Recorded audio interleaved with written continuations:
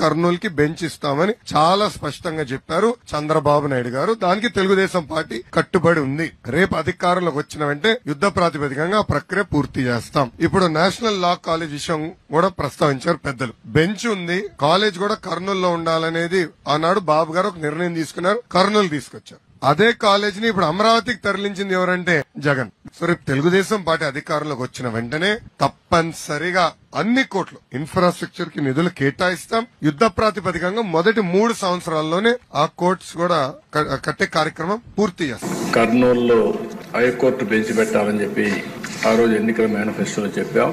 దాని ప్రకారం నిన్నే కేబినెట్ లో తీర్మానం చేసి, అసెంబ్లీలో కూడా తీర్మానం చేసి, అటు హైకోర్టుకి గవర్నమెంట్ ఆఫ్ ఇండియా కూడా పంపిస్తాం.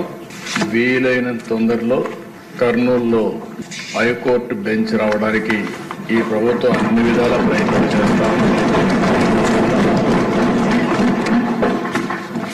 ఇంత మునుపు ఏదైతే అక్కడ లోకాయుక్త గాని, స్టేట్ హ్యూమన్ రైట్స్ కమిషన్ గాని, ఇలాంటి ట్రిబ్యునల్స్ ఏమైనా ఉంటే అవి కూడా అక్కడే ఉంటాయి. అవి కూడా షిఫ్ట్ చేయడం లేదని చెప్పి మరొకసారి తెలియజేస్తున్నా.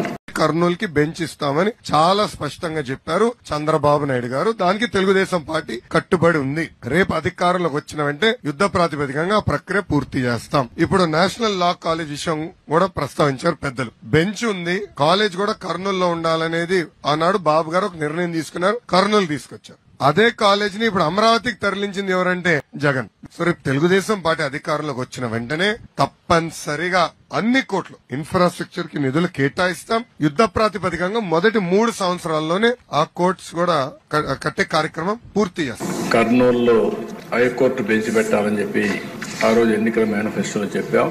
దాని ప్రకారం నిన్నే కేబినెట్ లో తీర్మానం చేసి, అసెంబ్లీలో కూడా తీర్మానం చేసి, అటు హైకోర్టుకి గవర్నమెంట్ ఆఫ్ ఇండియా కూడా పంపిస్తాం.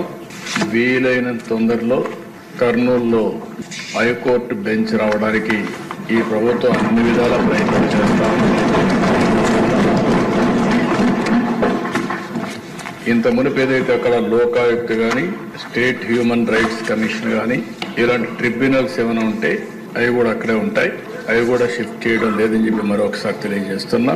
Please subscribe to Leo news for more videos.